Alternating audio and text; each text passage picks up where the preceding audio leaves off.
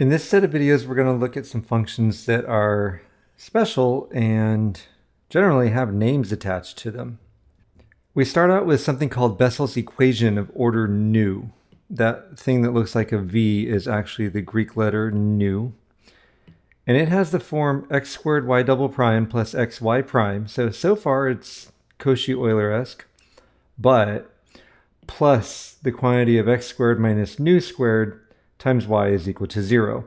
So the existence of this factor here in the term that has the y, but it's in the category of something called Bessel's equation. We're going to write down the general solution of the differential equation 16x squared y double prime plus 16xy prime plus the quantity of 16x squared minus 1y equals 0. And I'm telling you, it's going to be unsatisfying. First, we want to make the first term x squared y double prime. So we'll divide everything by 16. We get x squared y double prime plus xy prime plus, in the parentheses now, we have x squared minus 1/16 y is equal to 0. From this, we can see that nu, the number inside the parentheses that is squared, nu squared, is 1/16. And that gives us that nu is equal to 1/4. We'll say plus or minus 1/4, because it's true. From this, we get the solution. Y is equal to C1 uppercase J subscript 1/4 of x plus C2 uppercase J subscript negative 1/4 of x. And folks, that's the solution to this differential equation. Told you it was going to be unsatisfying. I'm now going to spend some time telling you what this J is. It's something called a Bessel function of the first kind. Folks, there's a lot on the screen. I'm going to read through what I think are the highlights here. We're assuming a solution of the form that we use for Frobenius's method, and then substituting into that differential equation gives us some sigma expressions, the types of which we've seen in the previous lessons of this chapter. After collecting the sigma expressions that we can, and then changing the exponents so that they all match, we have two sigma expressions, one starting at k equals 0 and one starting at k equals 2. For the k equals 0 one, after all was said and done, we ended up with k plus r, the quantity squared, minus nu squared times c sub k x to the k plus r. As before, this will give us our indicial equation, and we will find that our indicial roots for the k equals 0 term are r plus or minus nu. And because k equals 0 and k equals 2 differ by 2, we end up with that c1 is equal to 0 situation. The recurrence relation we get from combining the sigmas after making the indices match is c sub k equals negative c sub k minus 2 divided by the quantity of k plus r squared minus nu squared. K starts at 2, goes 3, 4, etc. Notice that if k is 2, then we have ck depends on c sub 0. If k is 3, then we have c3 depends on c1, but we already have that c1 is equal to 0. So we're only actually going to have non-zero terms if k is even. In that case, we're going to relabel the index. We're going to let 2n equal k for a reason that we'll see in a bit. And I'll remind you, we just saw that r is equal to plus or minus nu. We can then rewrite the recurrence relation. We have c sub 2n is equal to negative 1 over quantity 2n plus nu squared minus nu squared times c sub 2n minus 2. And now n is 1, 2, 3, etc. Note that now we can reference all the counting numbers, 1, 2, 3, etc. And of course, if n is 1, 2, 3, etc., then k would be 2, 4, 6, etc. And so we've omitted all the odd index terms. Turning to the denominator of the fraction we just wrote, expanding out the binomial that we're squaring gives us 4n squared plus 4n nu plus nu squared, but we already had minus nu squared. So this cleans up. C sub 2n is equal to negative 1 over 2 squared n times n plus nu c sub 2n minus 2, again, n starting at 1, 2, 3, etc. Plugging in those n values, for n equals 1, we get c sub 2 is equal to negative 1 over 2 squared times 1 plus nu c sub 0. I'm only going to do a handful of these. N equals 2. We get c sub 4 is equal to negative 1 over 2 squared times 2 times the quantity of 2 plus nu c sub 2. For each of these, you'll note we're always going to get a 2 squared, and then we're going to get the factor of n.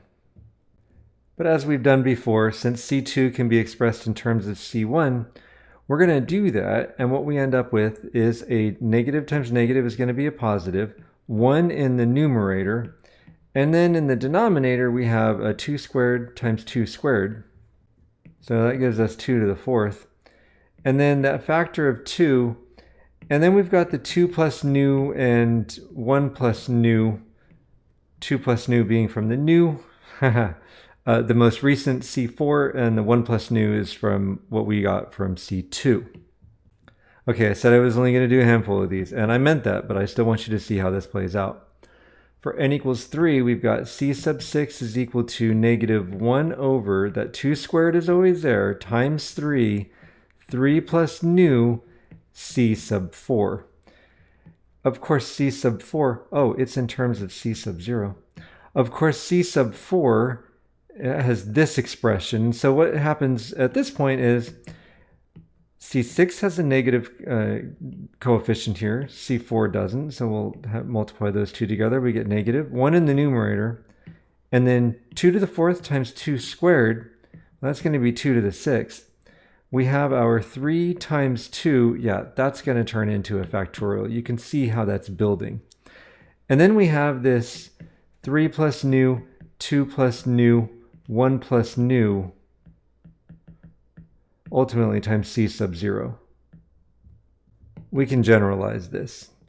In general, we have that c sub 2n is equal to negative 1 to the n, because the thing was alternating, divided by 2 to the 2n. Every time we did this, we picked up an additional factor of 2 squared. N factorial, I already let you know that was coming. And then we have this 1 plus nu, 2 plus nu, dot, dot, dot. We're going to keep picking up additional factors all the way till we have n plus nu, all that times c sub 0. Now, if only that were all there is, right? Except that it's not. We have this c sub 0, and it turns out a standard choice for c sub 0 is 1 over 2 to the nu times the gamma function of 1 plus nu. The gamma function is an integral defined function. Gamma of x is equal to the integral from 0 to infinity of t to the x minus 1 e to the negative t dt. If you want to know more about this, the gamma function is your search term. But we're going to play with it just a little bit. Note that gamma of x plus 1 is equal to the integral from 0 to infinity of t to the x, because we're replacing x by x plus 1, e to the negative t dt. Using integration by parts, we have u is equal to t to the x, and then dv is equal to e to the negative t dt. And I'm actually going through this because I want to remind you our variable of integration at this point is t and not x. So du is going to give us x times t to the x minus 1, and v is negative e to the negative t. This gives us that gamma of x plus 1 is equal to negative t to the x times e to the negative t evaluated from 0 to infinity I'm sure that 2 seconds of looking at that will convince you that that's going to go to 0.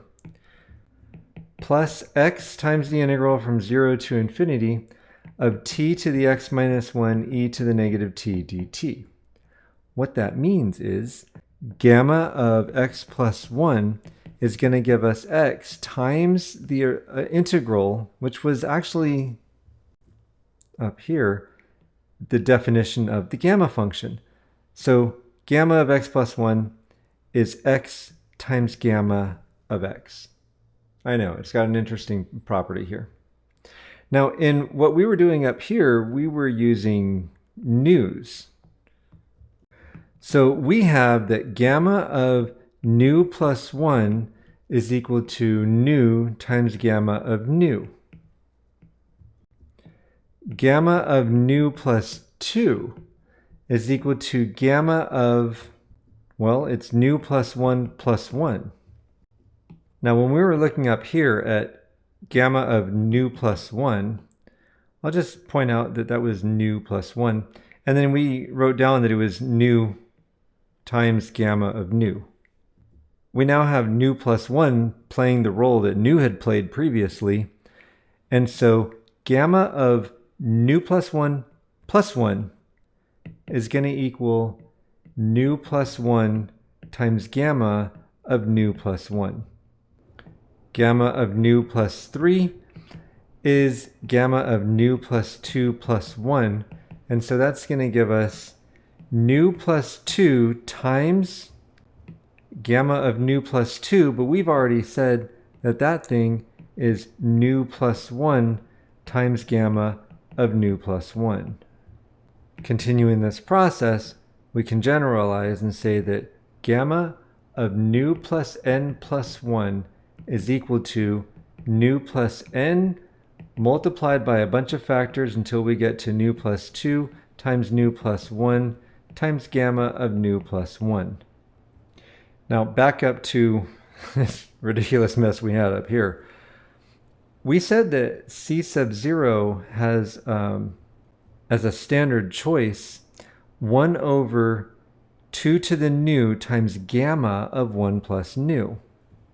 So C sub 0 has that gamma in its denominator, and it's being multiplied by a fraction whose denominator contains factors 1 plus nu, 2 plus nu, n plus nu. So all that together actually represents this gamma of nu plus n plus 1. Multiplying 2 to the nu by 2 to the 2n, well, we can combine those into a single factor with one exponent. So putting all that together, C sub 2n is equal to negative 1 to the n divided by 2 to the 2n plus nu times n factorial times gamma of 1 plus nu plus n for n, 1, 2, 3, etc. I know, this is a hot mess. What we've done, though, is we've identified what C sub 2n is. And remember that our indicial roots were r was equal to nu and negative nu. And in a previous video, I said that when we look at a power series, what distinguishes one from another is what the coefficients are. So we've just figured out what C sub 2n is. All the odd subscripts are going to give us 0 terms. And our general term contains x to the n plus r, but we know that r is nu or negative nu. So this power series becomes y equals x to the nu times the sum as n goes from 0 to infinity, c sub 2n x to the 2n, where c sub 2n is this big old thing that we just figured out. So that is then y equals, the sum as n goes from 0 to infinity, negative 1 to the n divided by n factorial times gamma of 1 plus nu plus n, all times x over 2 to the 2n plus nu. That thing is what j sub nu of x is. It's called a Bessel function of the first kind. And that's the thing that we wrote down as the solution to this differential equation. So in this symbol, j sub 1/4, all of that stuff is represented. And in j sub negative 1/4, all that stuff is represented. The functions j sub nu and j sub negative nu of x, as defined above, are Bessel functions of the first kind of order nu and negative nu respectively, and they converge at least for non-negative numbers. The rest of this stuff, I'm cutting this video for time, and we'll deal with it in the next one.